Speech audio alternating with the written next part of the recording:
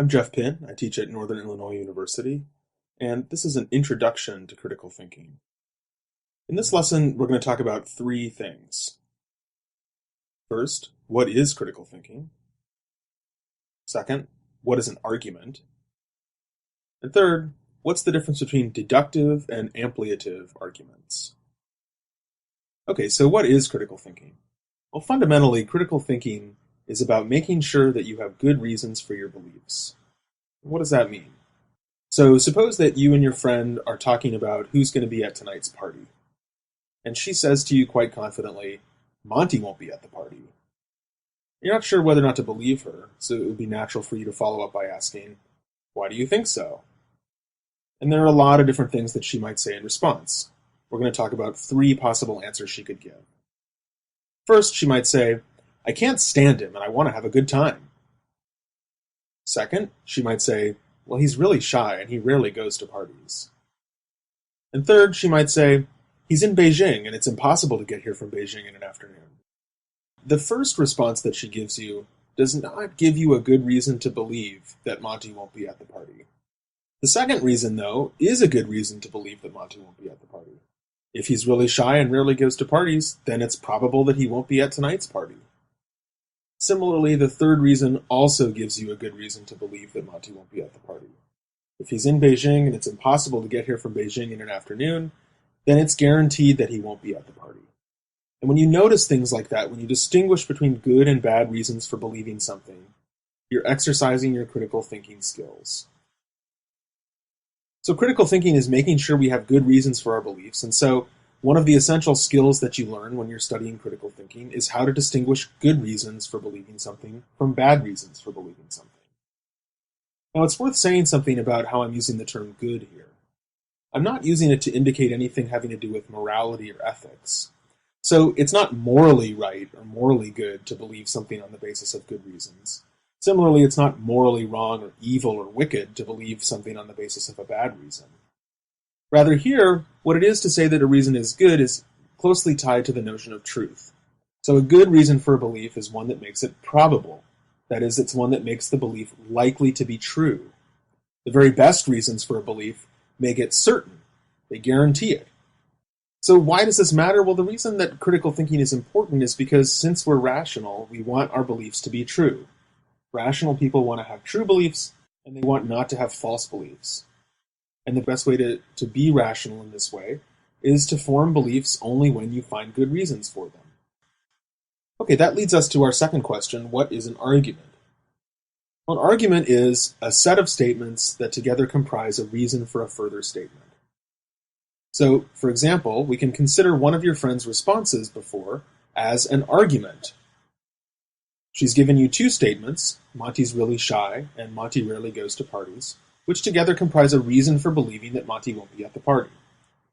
The statements that are the reason we call the argument's premises. So Monty's really shy is premise 1, Monty rarely goes to parties is premise 2. And the statement that those premises give you reason to believe we call the argument's conclusion. A good argument is one in which the premises give you a good reason for the conclusion. That is, the premises make the conclusion likely to be true. In that case, we say that the argument supports the conclusion. Good arguments support their conclusions, and bad arguments don't support their conclusions. So a key part of critical thinking is learning to evaluate arguments to determine whether or not they're good or bad.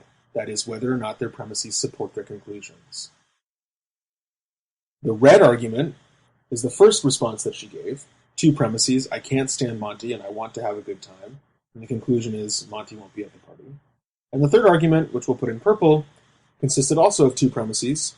Monty's in Beijing and he can't get from Beijing to the party in time, so he won't be at the party. Now, as I indicated before, the first argument is not good, while the purple argument is good. And here I can explain a little bit more about why. If you consider what the red argument's premises say, that your friend can't stand Monty and she wants to have a good time, and think about their relationship to the conclusion of the argument, you'll see that those statements don't make that conclusion any more likely to be true. The fact that your friend can't stand Monty and wants to have a good time doesn't do anything to make it more likely that Monty won't be there. It's simply unrelated to the conclusion. In the purple argument, though, the premises, if they're true, they guarantee that the conclusion is true. So they make it very probable. The truth of the premises guarantees the truth of the conclusion, and so in the purple argument, the premises do support the conclusion. Now, it's worth pointing out that the red argument, though it's bad as it stands, could be made a good argument with the addition of some background premise. So, for example, if you found out that your friend was the person who decided who was going to be invited to the party, then the fact that she can't stand Monty and wants to have a good time would give you a good reason to believe that Monty won't be at the party, because it would give you reason to believe that she didn't invite him. But as it stands, the argument is not good. Those two premises considered in themselves give you no reason to believe that Monty won't be at the party. Okay, our last topic is to distinguish two different types of arguments. So I'm going to put up here on the left the orange argument, which is the second response that your friend gave. Monty's really shy and he rarely goes to parties. On the right, we'll put the purple argument. Monty's in Beijing and he can't get from Beijing to the party in time. Both of them have the same conclusion. Monty won't be at the party. Now, as I said before, both of these are good arguments. They both do give you reason to believe the conclusion, i.e. both of them have premises which support the conclusion. But there's an important difference between the two arguments that I want to point out. If you consider the purple argument and think about what those premises say, you'll notice that if those premises are true, if Monty's in Beijing and can't get from Beijing to the party in time, then it must be true that Monty won't be at the party. Those premises guarantee the conclusion. In such an argument, where the premises guarantee the truth of the conclusion, we call the argument deductive. In a deductive argument, given the premises, the conclusion must be true. Just thinking about the information in the premises in a deductive argument gives you all you need to deduce the conclusion. If you look at the orange argument, though, you'll notice that that's not the case. In the orange argument, even if those premises are true, the conclusion might still be false.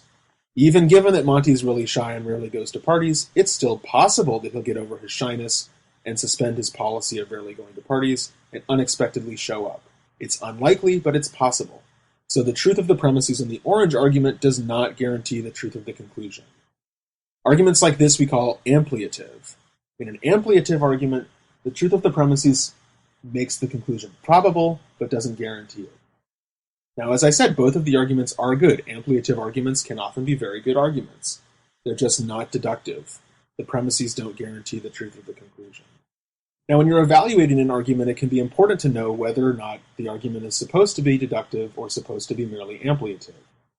If an argument is supposed to be deductive, but careful consideration of the argument reveals that in fact the premises don't guarantee the truth of the conclusion could be false even though the premises are true, that's often a good reason to reject the argument as a bad argument.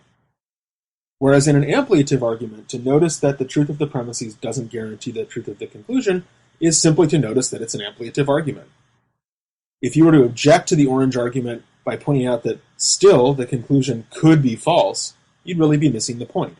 In an ampliative argument, it's taken for granted that the conclusion is not guaranteed by the premises. Rather, what an ampliative argument is doing is giving you reasons to think that the conclusion is probable. So knowing what type of argument an argument is essential to knowing which tools to use to evaluate whether or not it's a good argument. And we'll talk quite a bit more about different tools for evaluating both ampliative and deductive arguments in future lessons. Okay, so summing up this lesson, critical thinking is making sure that we have good reasons for our beliefs, where we understand a good reason as one that makes the belief probable or likely to be true. An argument is a set of statements, which we call premises, that together comprise a reason for another statement, which we call the argument's conclusion. And in a good argument, the premises support their conclusions. That is, the premises give you a good reason for believing the conclusion because they make it probable. A deductive argument is one where the conclusion is guaranteed by the premises. If the premises are true, then the conclusion must be true. An ampliative argument is one where the premises don't guarantee the conclusion, but they do make it probable, so they can still provide you with good reason for believing the conclusion. Okay, so that ends this introductory lesson.